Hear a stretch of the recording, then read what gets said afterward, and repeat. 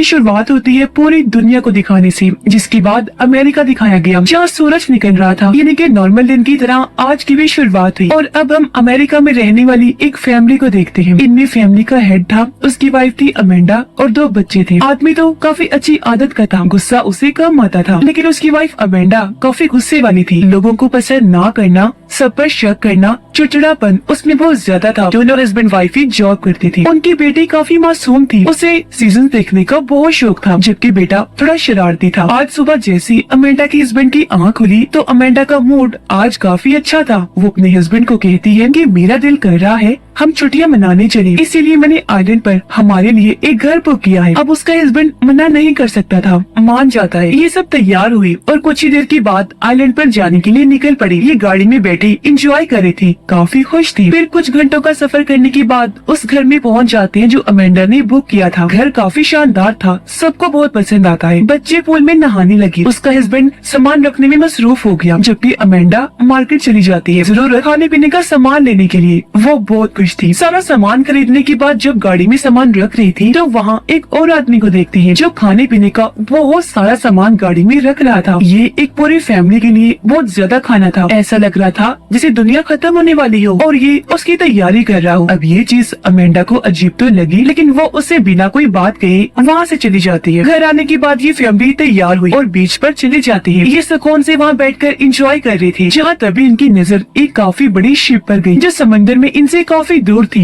ये सोचते हैं कि वो अपना रास्ता बदल लेगी, पर 2 घंटे के बाद भी वो शिप उसी जगह पर ही रही, बल्कि अब तो और मजीद आगे आ गई। इन्हें अजीब लगा, पर धीरे धीरे शिप और करीब आती गई। ये घबरा जाती है, समझ गई थी कि कोई गड़बड़ है, इसलिए अमेंडा का हस्बैंड सबको वहाँ से भागने का कहता है। घबराते हुए सब इधर उधर भागने लगे और बीच पर एक ही पल में हंगामा मच गया। शिप तो अभी भी नहीं रुकी, वो समंदर से बाहर ही आ गई, फिर बीच पर आकर रुक जाती है। ऐसा लग रहा था जैसे उसे कोई कंट्रोल ही ना कर रहा हो। ये हादसा बहुत अजीब था। कुछ ही देर में पूरे बीच को खाली कर दिया गया। एक गार्ड सिंह ने पता चला कि सिस्टम में किसी गड़बड़ी की वजह से ऐसा हुआ। ये न सिर्फ इस शिप के साथ बल्कि और भी कई सारी शिप्स के साथ हो चुका है। ये फैमिली यहाँ से सीधा घर गई। तब पता चला कि इंटरनेट भी नहीं आ रहा और तो टीवी पर भी कोई चैनल नहीं आ रहा था। ये अपने लिए ऑनलाइन खाना नहीं मंगवा सकते थे, इसलिए जो था वो ही खाकर अपना गुजारा करते हैं। रात को बच्चे सो गए, जबकि अमेंडा और उसका हस्बैंड नीचे शराब पी रहे थे, जहाँ अचानक इनके दरवाजे पर दस्तक हुई। ये चौंक गई, कौन हो सकता है। इन्होंने जब दरवाजा खोला तो सामने स्कॉट नाम का एक आदमी और उसकी बेटी खड़े थे। दोनों हस्बैंड वाइफ काफी हैरान हुए, क्योंकि इस तरह किसी अजनबी का उनके घर आना काफी अजीब था। स्कॉट अमेंडा को कहता है, मैडम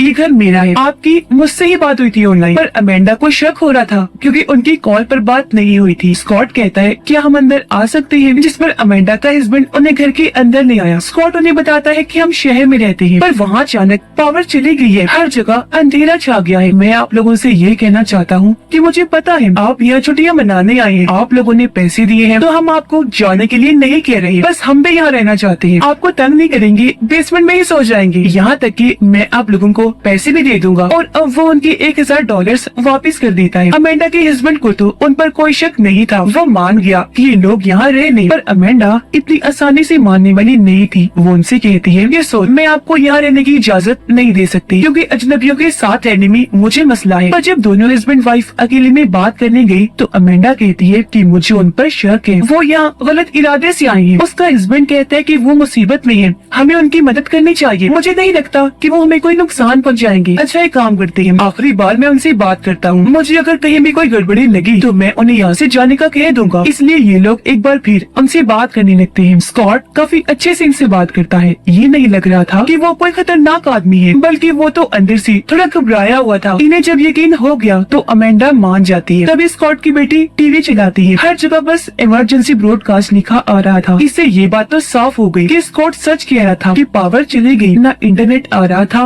और न ही कोई चैनल चल रहा था। इन लोगों को पक्का यकीन हो गया था कि सच में कोई गड़बड़ जरूर है। सारे बिगड़ते हालात इन्हें उलझन में डाल रहे थे। स्कॉट एक गवर्नमेंट ऑफिसर था, इसीलिए उसे कहीं न कहीं शक था कि सूरत हाल क्या है। यही वजह थी की परेशानी उसके चेहरे से साफ नजर आ रही। अगली सुबह अमेंडा की बेटी कहती है, मामा मैंने अगला एपिसोड देखना है, इंटरनेट नहीं आ रहा, आप कुछ करें। अब जब अमेंडा ने अपना फोन चेक किया तो वहाँ कुछ इमरजेंसी खबरें आई हुई थी। वो जैसे ही अपने हस्बैंड को दिखाती है वो गायब हो गई। उसका हस्बैंड कहते हैं कि शायद पूरे सिस्टम को किसी ने हैक कर लिया है, जबकि अमेंडा को बस एक ही फिक्र थी कि हमारे घर में 2 अजनबी हैं। अमेंडा का हस्बैंड कहते हैं कि मैं जरा बाहर जा रहा हूँ, शायद वहाँ कोई बता दे कि ये सब क्या हो रहा है। उसके जाने के बाद स्कॉट और उसकी बेटी भी जा गई। जब बाहर आई तो अमेंडा उन्हें भी बता देती है कि मेरे मोबाइल पर इमरजेंसी खबरों का नोटिस आया था, जो सुनकर स्कॉट काफी चौंक गया। फिर अमेंडा परेशान होते हुए कहती है कि क्या हालात काबू हो रहे हैं। स्कॉट मुस्कुरा कर कहता है कि नहीं, मुझे उम्मीद है जल्द सब कुछ ठीक हो जाएगा। वो फिर उन्हें बताता है कि काफी सालों पहले भी इस तरह के हालात हुए थे, वो एक वायरस की वजह से था जो 2 लड़कों ने फैलाया था, और मेरे ख्याल से ये जो चल रहा है इतना बड़ा मसला नहीं है, इसका भी कोई हल निकल आएगा। अब स्कॉट को देखने से साफ लग रहा था कि वो इन्हें तसल्ली दे रहा है, क्योंकि वो नहीं चाहता था कि ये फैमिली और मेरी बेटी डर जाए। पर हालात को देखने से अंदाजा हो गया कि कोई बहुत बड़ी गड़बड़ थी। स्कॉट की वाइफ प्लेन से कहीं जाने वाली थी, इसलिए स्कॉट और उसकी बेटी को काफी फिक्र थी, क्योंकि कोई भी सिस्टम नहीं चल रहा था, तो उन्हें घबराहट हो रही। अमेंडा की बेटी जब बाहर अकेली थी तो यहाँ पर कुछ हिरन आ जाते हैं, जो एक एक करके सैकड़ों की तादाद में वहाँ आकर खड़े हो जाते हैं। ये बात भी काफी अजीब थी, क्योंकि जानवर कभी भी इस तरह का बर्ताव नहीं करते। मदद के लिए स्कॉट अपने पड़ोसी दोस्त के घर जाता है, पर वहाँ सामान बिखरा पड़ा था, घर में कोई था भी नहीं। अमेंडा का हस्बैंड जब रास्ते में था तो जीपीएस ने काम करना बंद कर दिया था, जिस वजह से वो रास्ता भटक गया। अचानक उसकी गाड़ी के पास एक घबराई हुई औरत आई, जो रोते हुए मदद मांगने लगती है कि मैं 2 दिन से घर का रास्ता भटक चुकी हूँ, मुझे किसी को कॉल करनी है, मेरी मदद कर दो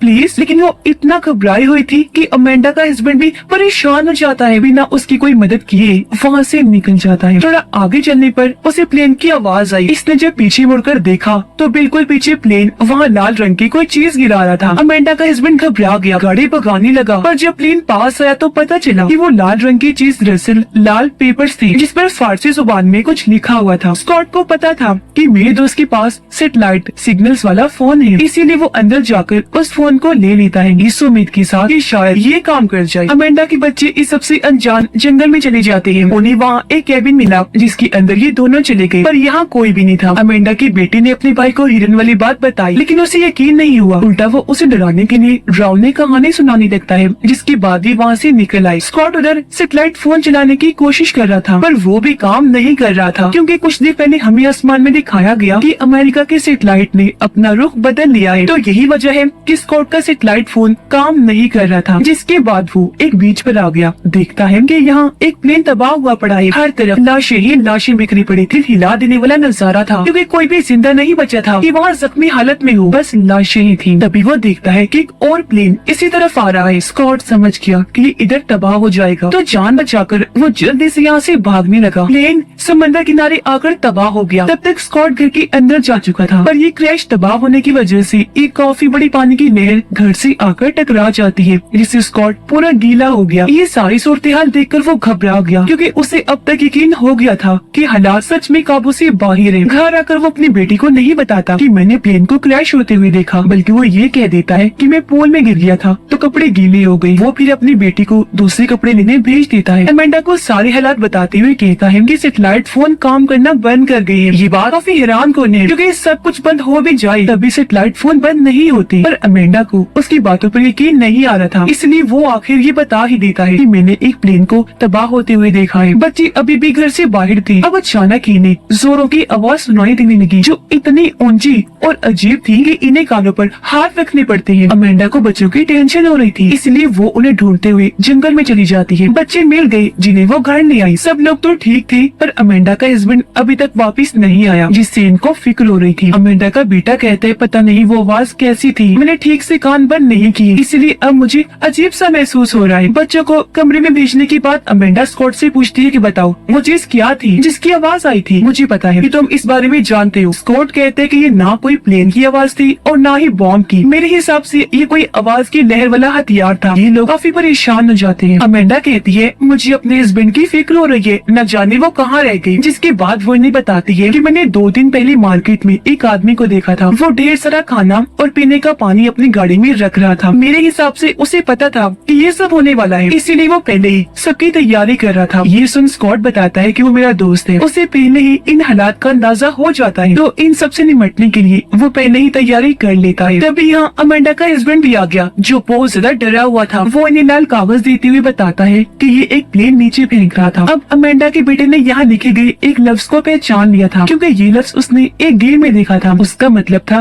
अमेरिका की मौत। बाकी क्या लिखा था ये बात वो समझ नहीं पाता। अब इस बात में कोई शक भी नहीं था कि अमेरिका को खत्म करने के लिए यहाँ पर किसी ने हमला कर दिया था। किसने किया ये पता नहीं होता। ये फैमिली काफी डर गई थी, तो बचने के लिए अमेंडा और उसका हस्बैंड अपने बच्चों को लेकर यहाँ से शहर जाने का फैसला करते हैं। पर स्कॉट उन्हें समझाता है कि तुम मत जाओ, क्योंकि शहर के हालात बहुत बदतर होंगे। तुम यही रुको, ये जगह तुम्हारे लिए बिल्कुल महफूज है। वो दोनों स्कॉट की बात नहीं मानते, गाड़ी में बैठकर निकल जाते हैं। पर सड़क पर आकर इन्होंने देखा कि वहाँ पर बहुत सारी गाड़ियाँ खड़ी है, क्योंकि अचानक ही गाड़ियाँ बेकाबू हुई और एक दूसरे से टकरा गई। तो आगे जाने का रास्ता गाड़ियों ने ब्लॉक कर दिया था। गाड़ियों के साथ अचानक ये सब होने की वजह भी सिस्टम में खराबी थी। तभी पीछे से एक और गाड़ी आने लगी, इसलिए अमेंडा जल्दी से अपनी गाड़ी में आकर बैठ जाती है। वो जल्दी से गाड़ी को साइड में करती है और ऐसे इनकी जान बाल बाल बचती है। अब कोई और रास्ता नहीं था, इसलिए ये वापस स्कॉट के घर आ जाते हैं। अमेंडा का हस्बैंड और स्कॉट की बेटी दोनों मिलकर बातें करने लगती हैं, जबकि अमेंडा को स्कॉट बताता है कि मेरा एक दोस्त बहुत बड़े बड़े प्रोजेक्ट्स पर काम करता है, इस वजह से वो काफी अमीर है। उसे भी इन हालात का अंदाजा पहले ही हो जाया करता था, जिस वजह से सारी तैयारी उसने की हुई थी। इन हालात का सामना करने के लिए उसने आलीशान घर बनवाए थे, जिनके अंदर बहुत सारी सहूलतें हैं। ये कुछ और बातें करने के बाद